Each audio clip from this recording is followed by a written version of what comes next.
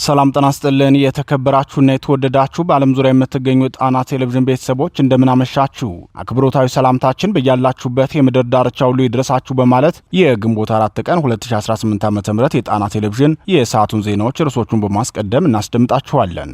የአማራ ፋኖ የተጋድሎ አድማሱን በማስፋትና ውጊያን የመፈጸም አቅሙን በማሳደግ ከደብረ ብርሃን በቅርብ ርቀት ከፍተኛ ተጋድሎ አድርጓል። የብልጽግናውን ወታደራዊ አዛዥ በቁጥጥር ስር የዋለበት የአንጨቆረሩ ተጋድሎ ምን ይመስላል? የመንዛ አውራጃው ተጋድሎስ በቀዳሚነት ተሰሙታላችሁ። ሁለት ታላላቅ ከተሞች ነጻ ወጥተዋል። ትልቁ እስር ቤትም ተሰብሯል። ይህ የሆነው በፋኖ ትግል ነው።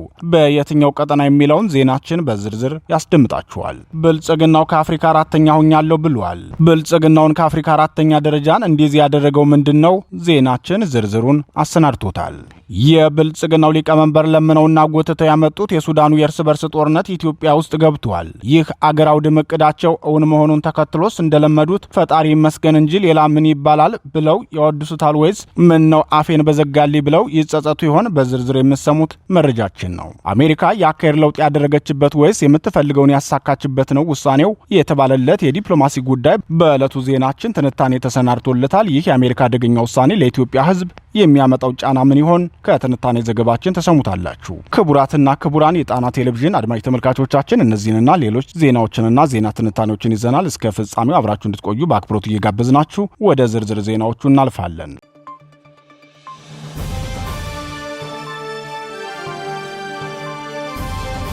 የፋኖ ተጋድሎ በደብረ ብርሃን። የአማራ ፋኖ ብሔራዊ ንቅናቄ የሰሜን ሸዋ ዞን መቀመጫ በሆነችውና ታሪካዊቷ ደብረ ብርሃን ከተማ በፈጸመው የሌሊት ኦፕሬሽን በብልጽግናው ሰራዊትና የካድሬ መዋቅር ላይ ኪሳራ ማድረሱን አስታውቋል። የአማራ ፋኖ ብሔራዊ ንቅናቄ ሸዋ ጠቅላይ ግዛት አሳምነው እዝ የህዝብ ግንኙነት መምሪያ ለጣና ቴሌቪዥን እንዳስታወቀው የአጼ ዘርዓ ያዕቆብ ኮር ነጎድጓድ ክፍለ ጦር ባደረገው ልዩ የከተማ ተጋድሎ በርካታ የብልጽግናውን ጥምር ጦር አባላት ሙትና ቆስለኛ ማድረጉን አስታውቋል። ፋኖ የሌሊት ኦፕሬሽኑን የፈጸመው የማዕከላዊ ሸዋ ኮማንድ ፖስት መቀመጫ በሆነችው ደብረ ብርሃን ከተማ ዙሪያ ነው።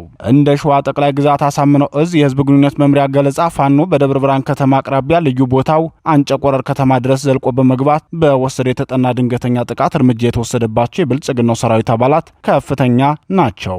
በዚህ የተነሳም የባዲን ብልጽግና ካድሬዎች ከፍተኛ ድንጋጤ ላይ መሆናቸውን ተነግሯል።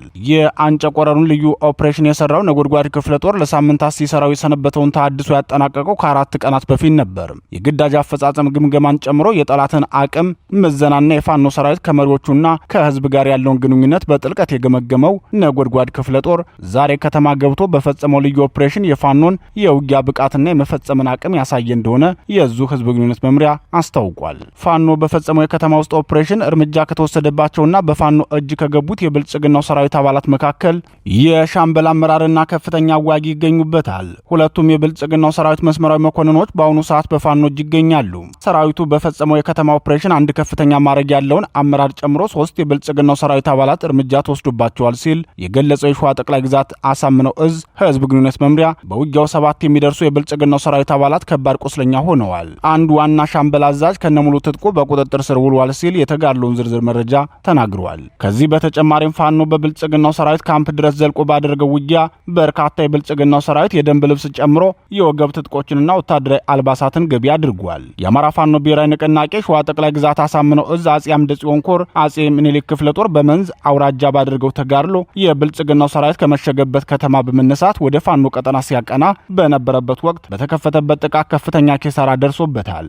የብልጽግናው ሰራዊት በሁለት አቅጣጫ ወደ ፋኖ እየተጓዘ እንደነበር የገለጸው የዙ ህዝብ ግንኙነት መምሪያ የጠላት ሰራዊት ከመንዝላሎ ምድር ወረዳ ወገሬ ከተማ ወደ ጦልንውስ ወረዳ በማቅናት ከምኒልክ ክፍለ ጦር አህዶች ውጊያ አድርጎ ነበር።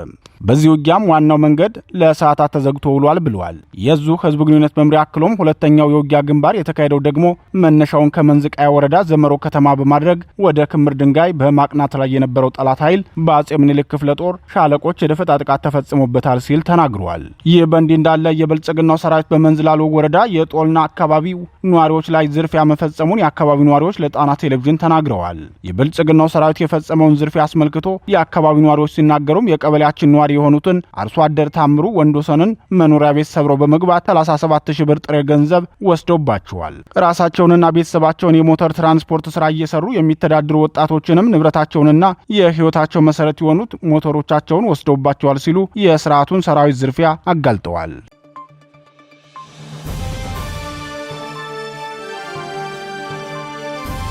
የፋኖ ተጋድሎ በወሎ ቤት አማራ። የአማራ ፋኖ ብሔራዊ ንቅናቄ አጼ ምኒልክ ዕዝ 105ኛ ኮር 2 ክፍለ ጦሮች ባካሄዱት ተጋድሎ 2 ከተሞችን ነጻ አውጥተዋል። በአጼ ምኒልክ ዕዝ ነጻ የወጡ ከተሞችም ወግዲና ጎረንጂ መሆናቸውን የህዝብ ግንኙነት መምሪያው አስታውቋል። የህዝብ ግንኙነት መምሪያው አክሎም በአማራ ፋኖ ብሔራዊ ንቅናቄ ወሎ ቤት አማራ አጼ ምኒልክ ዕዝ የ105ኛ ኮር 45ኛ ክፍለ ጦርና የ29ኛ ክፍለ ጦር የተለያዩ ሻለቆች በጋራ ባከናወኑት የተቀናጀ ወታደራዊ ኦፕሬሽን ወግዲና ጎረንጂ ከተሞችን ከብልጽግናው ስርዓት ነጻ ማውጣት ችለዋል። ጠላትም ከፍተኛ ኪሳራ ደርሶበታል ብሏል። የፋኖ ውጊያ የተካሄደው ዛሬ ከጧቱ 12 ሰዓት ጀምሮ መሆኑን የገለጸው የአጼ ምኒልክ ዕዝ የህዝብ ግንኙነት መምሪያ በዚህ መንገድ በተከፈተ መጠነ ሰፊ ማጥቃት በ3 የስርዓቱ ሻለቃዎች ላይ በአንድ ጊዜ እርምጃ የተወሰደ ሲሆን የብልጽግና ጦር ከፍተኛ ሰዋዊና ቁሳዊ ኪሳራ ደርሶበት ከተሞቹን ለቆ ወጥቷል በማለት የተጋድሎውን ዝርዝር መረጃ አጋርቷል። ፋኖ በከፈተው ድንገተኛ ጥቃት በፈጸመው ፈጣን ምት በርካታ የጦር መሳሪያዎችን ከብልጽግናው ሰራዊት ላይ ማግኘት የቻለ ሲሆን 2 ብሬን መትረጊሶች፣ 33 የክላሽንኮቭ ጠመንጃዎች፣ በርካታ ቁጥር ያላቸው ተተኳሾችና ሌሎችም ወታደራዊ ቁሳቁሶች የተገኙ መሆናቸውን በአጼ ምኒልክ ዕዝ የ105ኛ ኮር ህዝብ ግንኙነት ክፍል ተናግረዋል። ኦፕሬሽኑን ተከትሎ የወረዳው ማረሚያ ቤት ተሰብሮ እስረኞች ሙሉ በሙሉ ተለቀዋል። ከተለቀቁት እስረኞች መካከል የተወሰኑት ስርዓቱ በግፍ ያሰራቸው ንጹሃን ሲሆኑ፣ ቀሪዎቹ ደግሞ በደረቅ ወንጀል ተከሰው የታሰሩ እንደነበሩም የአካባቢው ነዋሪዎች ተናግረዋል። በዚህ ጉዳይ የአካባቢው ነዋሪዎች ለጣና ቴሌቪዥን ሲናገሩም የግፍ እስረኞቹ መፈታታቸው ደስ እንዳሰኛቸው ገልጸው ሆኖም ደረቅ ወንጀል ሰርተው የታሰሩት መፈታታቸው ስጋት እንዳሳደረባቸው ገልጸዋል። አስተያየት ሰጪዎች ሀሳባቸውን ሲሰጡም በተለያዩ ከተሞች እስር ቤቶች ሲሰበሩ ግፏን መለቀቃቸው ለአማራ ህዝብ ትግልም ሆነ ለግፏን እስረኞቹ ብዙ ጥቅም እንዳለው አሳይተዋል። ሆኖም ከግፏን እስረኞቹ ጋር አብረው ከእስር ቤት የወጡት ግን የተለመደ የወንጀል ድርጊታቸውን ሲያስቀጥሉትና በበቀለኝነት ስሜትም ሰዎችን ሲጎዱ ታይተዋል። በዛሬው ዕለትም እስር ቤቱ በመሰበሩ ተመሳሳይ ወንጀል እንዳይደገም ነው ስጋታችን ብለዋል። ፋኖ ከተሞቹን መቆጣጠሩን ተከትሎ የባዲን ብልጽግና ፓርቲ ካቢኔ ወረዳውን ለቆ መውጣቱን የገለጹት የዓይን እማኞች ሆኖም መንግስት ድሮንን በመጠቀም በሁለቱም ከተሞች ድብደባ አካሂዷል። በዚህ የድሮን ጥቃት የወረዳው አስተዳደር ህንጻና የፖሊስ ጣቢያው ወድሟል። ከ10 በላይ ተሽከርካሪዎችም ተቃጥለዋል። ከዚህ በተጨማሪም በርካታ የህዝብና የመንግስት ንብረቶች ወድመዋል ሲሉ ተናግረዋል።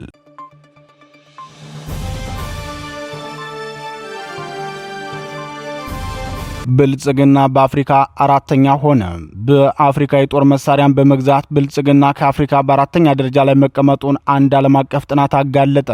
ይህ የብልጽግና የጦር መሳሪያ ግዢ መጠን ከሌሎች ሀገራት በተለየ መልኩ በየዓመቱ እድገቱን እየጨመረ የመጣ ነው ሲል ተቋሙ በሪፖርቱ አጋልጧል። መቀመጫውን በስዊድን ያደረገውና ስቶክሆልም ኢንተርናሽናል ፒስ ሪሰርች ኢንስቲትዩት የተሰኘው ተቋም ይፋ ባደረገው ሪፖርቱ የብልጽግናው ስርዓት በዓመት ከ35 እስከ 40 ቢሊዮን ብር ወጪ በማድረግ የጦር መሳሪያ ግዢ እንደሚፈጽም ገልጧል። አብዛኞቹ የጦር መሳሪያዎች የሚገዙ ከቱርክ፣ ኢራን፣ ሶቪየት ህብረትና ብራዚል መሆኑን የገለጸው ሪፖርቱ ሆኖም የመንግስት ሚስጥራዊነትና ከተከለከሉ ሀገራት ጋርም የጦር መሳሪያ ግዢ የሚፈጽም በመሆኑ ትክክለኛውን ዳታ ማግኘት አልቻልኩም ብለዋል። የብልጽግናው ስርዓት በየዓመቱ ከፍተኛ ገንዘብ እያወጣ የሚገዛቸው የጦር መሳሪያዎች አብዛኞቹ የአየር ኃይል መሆናቸውን ሪፖርቱ ገልጾ በያዝነው 2026 ብቻ ከፍተኛ ቁጥር ያላቸው ድሮኖች ወደ ኢትዮጵያ ገብተዋል ብለዋል። በኢትዮጵያ የተከፈተውን የእርስ በርስ ጦርነት ተከትሎ የብልጽግናው ስርዓት ከፍተኛ ገንዘብ በማውጣት ቀደም ሲል ከተጠቀሱት ሀገራት የጦር መሳሪያ መግዛቱ ይታወቃል። ከዚህ በተጨማሪም እንደ አዘርባይጃን ባሉ ሀገራትም የዓለምን የጦር መሳሪያ ግዢ ስምምነት በመጣስ ከ200 እስከ 250 ሚሊዮን ዶላር ማለትም ከ20 እስከ 50 ቢሊዮን ብር ወጪ በማድረግ የጦር መሳሪያ መግዛቱን መዘገባችን ይታወሳል። ከቦኮ ሃራም ጋር የምትዋጋው ናይጄሪያ የተራዘመ የእርስ በርስ ጦርነት የሚያመሳት ዲሞክራቲክ ሪፐብሊክ ኮንጎና ሴኔጋል ከብልጽግናው በፊት ያሉትን ደረጃዎች የያዙ የጦር መሳሪያ ገዢ አፍሪካውያን አገራት ናቸው። ብልጽግናው በጦር መሳሪያ ግዢ በአፍሪካ 4ኛ ደረጃ ላይ የተቀመጠውም ይህ የአዘርባይጃኑ ግብይት በሪፖርቱ ባለመከታቱ እንጂ ይህ ሪፖርት የተካተተ ቢሆን ኑሮ ብልጽግና 1ኛ ደረጃ ይቀመጥ ነበር። የብልጽግናው ሊቀመንበር ከዓመታት በፊት በፓርላማ ባደረጉት ንግግራቸው 20 ዓመት ብትዋጉ አታሸንፉንም፣ 10 ቢሊዮን ዶላር ካፒታል በጀት አጥፈን እንዋጋችኋለን፣ ለጦርነቱ የሚያስፈልግ የጦር መሳሪያና ተዋጊ ህዝብ ነው፣ ህዝብ ደግሞ ከ130 ሚሊዮን በላይ ህዝብ አለን፣ ከዚህ ህዝብ መካከል ግማሹ ወጣትና ድሃ ነው፣ እሱን እያሰለፉ መዋጋት እንችላለን ሲሉ መናገራቸው አይዘነጋም። ብልጽግናው አሁንም በጦርነት ፖሊሱ የቀጠለ ሲሆን ከፍተኛ መጠን ያለው የጦር መሳሪያ ግዢ እየፈጸመ ይገኛል። ከዚህ በተጨማሪም የተባበሩት አረብ ኤሚሬቶች ንብረት የሆኑ ተዋጊ ጄቶች፣ ድሮኖችና ሌሎች ሜካናይዝድ መሳሪያዎችንም በስጦታ መቀበሉ ይታወቃል።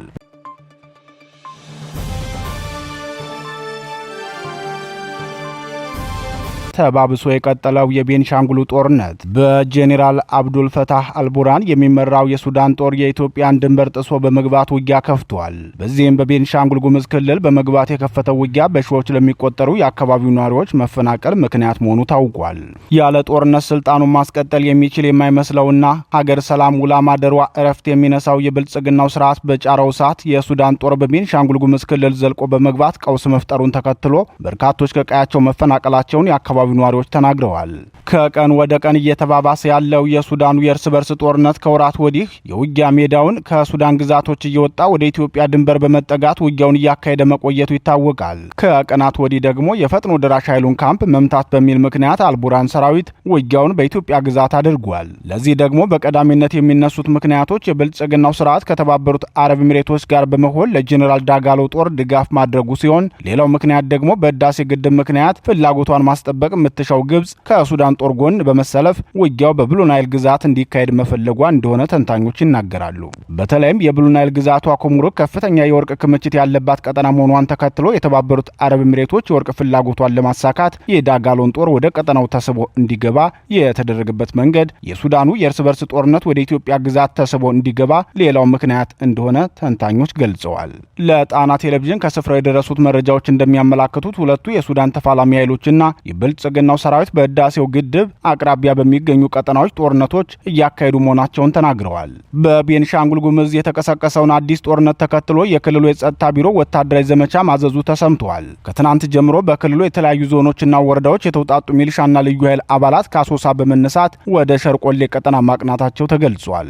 ዋናው ማዘዣውን ነቀምት ያደረገው የብልጽግናው ምዕራብ ዕዝም ከፍተኛ ቁጥር ያለውን ኃይሉን ወደ ቀጠናው ማስጠጋቱ ተነግሯል። ከዚህ በተጨማሪ ሌሎች ትዕዛዝ የተሰጣቸው የጸጥታ አካላት ከህዳሴው ግድብ በቅርብ ርቀት ወደሚገኘው ሸርቆሌ ወረዳ መንቀሳቀሳቸው ምንጮቻችን አረጋግጠዋል። በዛሬው ዕለት በሸርቆሌ ወረዳ በክልሉ የጸጥታ ኃይልና በሱዳን ጦር በሚደገፉ ታጣቂዎች መካከል በተደረገ ውጊያ 5 የቤንሻንጉል ጉሙዝ ክልል ሚሊሾች በታጣቂዎቹ መገደላቸው ተገልጿል። እነዚህ ታጣቂዎች በሱዳን የአልቡርሃን ጦር ድጋፍ የሚደረግላቸው ሲሆን ወታደራዊ ፓትሮል መኪናን ጨምሮ የቡድንና የነፍስ ወከፍ መሳሪያዎችን በድጋፍ ማግኘታቸውን በትናንት የዜና ሰዓታችን መዘገባችን ይታወሳል። በቤንሻንጉል ጉሙዝ ክልል ያለው ውጥረት ከመቼውም ጊዜ በላይ እየተባባሰ መሆኑ ተከትሎ ህወሓት በቀጠናው አዲስ ግንባር መፍጠሩ ተነግሯል። በማይካድራ ከ1600 በላይ አማራዎችን በጭካኔ ገድሎ ወደ ሱዳን የሸሸውንና በኋላም አርሚ ሰባ በሚል የተደራጀውን የሳምሪ ታጣቂ ኃይል ከሁመራ ትይዩ የሱዳን አካባቢዎች በማንሳት ወደ ብሉ ናይል ግዛት ማስጠጋቱ ተነግሯል። ከዚህ በተጨማሪም የኦነግ ሸኔና የጉሙዝ አማጺም ሆነ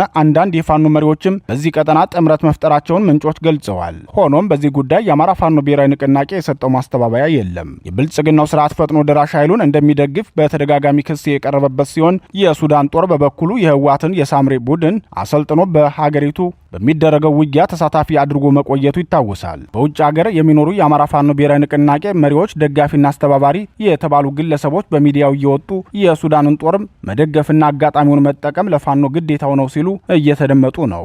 በዚህ ጉዳይ ተከታታይ መረጃዎችንና የትንታኔ ዘገባዎችን ይዘን የምንመለስ ይሆናል።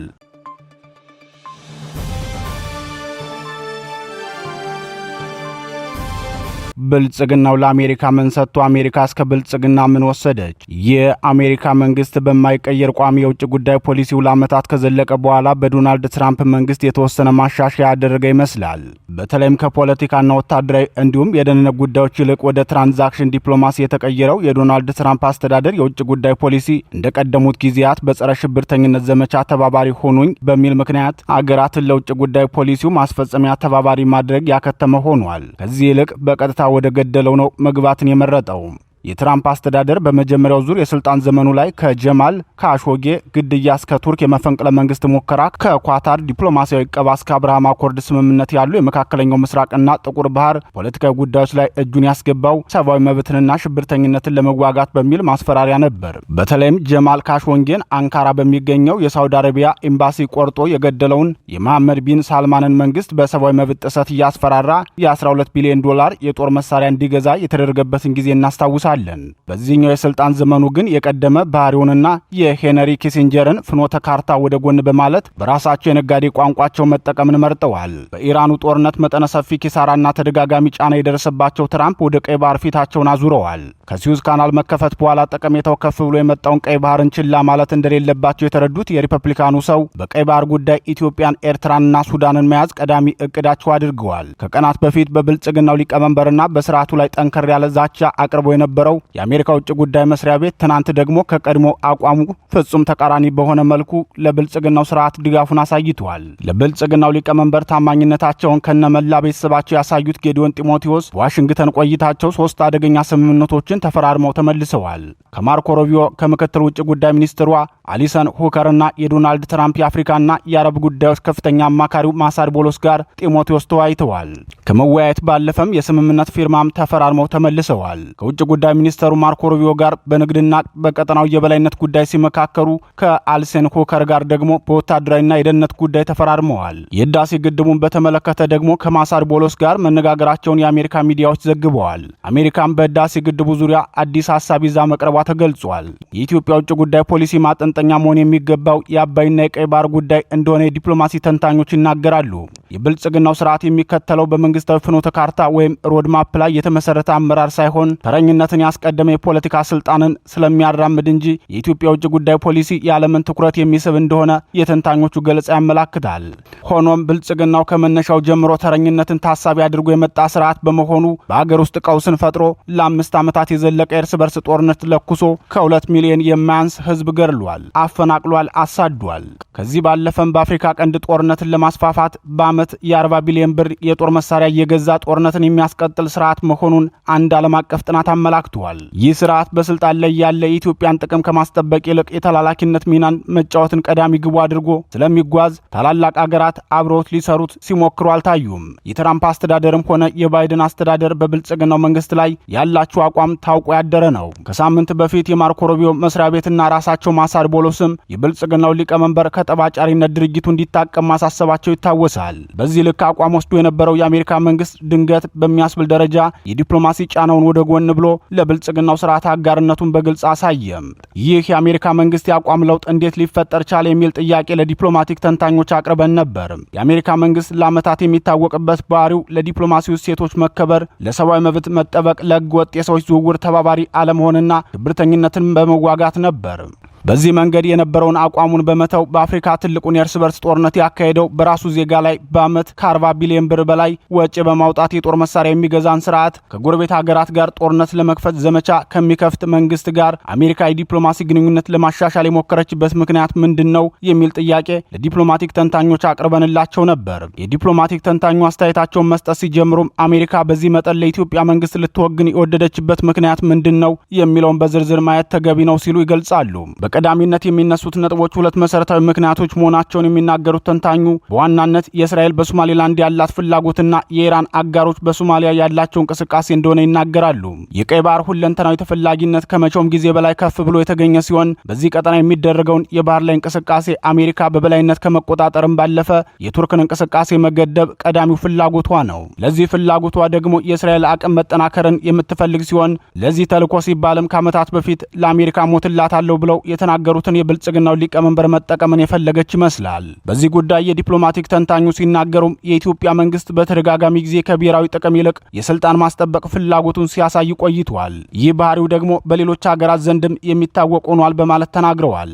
ሌላው ለዚህ የአሜሪካ ድንገተኛ ውሳኔ የሚቀርበው ምክንያት የአረብ ሊግ ዝግ ስብሰባ ነው። የአረብ ሊግ በቅርቡ ባካሄደው 65ኛ ጉባኤው በባህሪን የግብፅ አምባሳደሯ ራሂም አብዱልሐሚድ መሐመድ እየተመራ አካሂዷል። በዚህ የአረብ ሊግ ስብሰባ የቀረበው አጀንዳ ደግሞ የኢትዮጵያ ጉዳይ ሲሆን በዋናነት የህዳሴ ግድቡን አጀንዳ በማድረግ የትግራይ ክልልን ወደ አገርነት የማሻገር ቀጣይ እቅድም ተወያይተዋል። ይህ አደገኛ ውይይት ለኢትዮጵያ ብቻ ሳይሆን ለአፍሪካ ቀንድም ሆነ ለቀይ ባህር ቀጠና ፈታኝ እንደሚሆን ይጠበቃል። በተለይ ሽብርተኝነትና ሰዎች ፍልሰት አሳሳቢ እንደሚሆን ይታሰባል። የአሜሪካ ውጭ ጉዳይ መስሪያ ቤት ወደዚህ ውሳኔ ለመግባት የወሰነበት ዋናው ምክንያትም እነዚህ ጉዳዮች አስገድደውት እንደሚሆን ተንታኙ ይናገራሉ።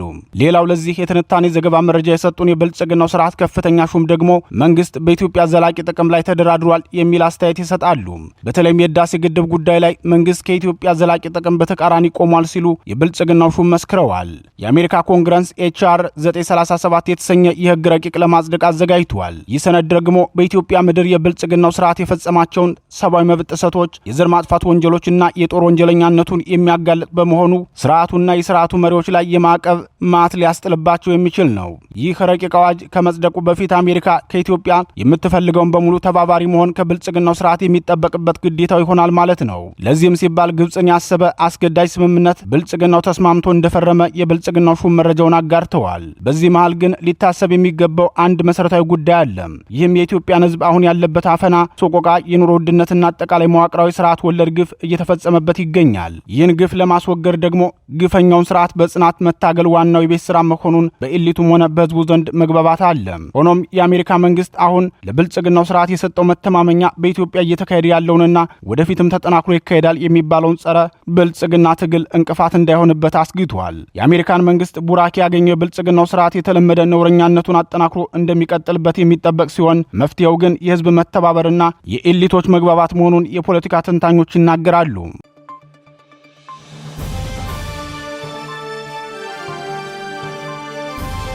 የተወደዳችሁና የተከበራችሁ የጣና ቴሌቪዥን አድማጭ ተመልካቾቻችን የሰዓቱ ዜናችን የተከታተላችሁትን ይመስል ነበር። ተሰናበትናችሁ። ጤና ይስጥልን።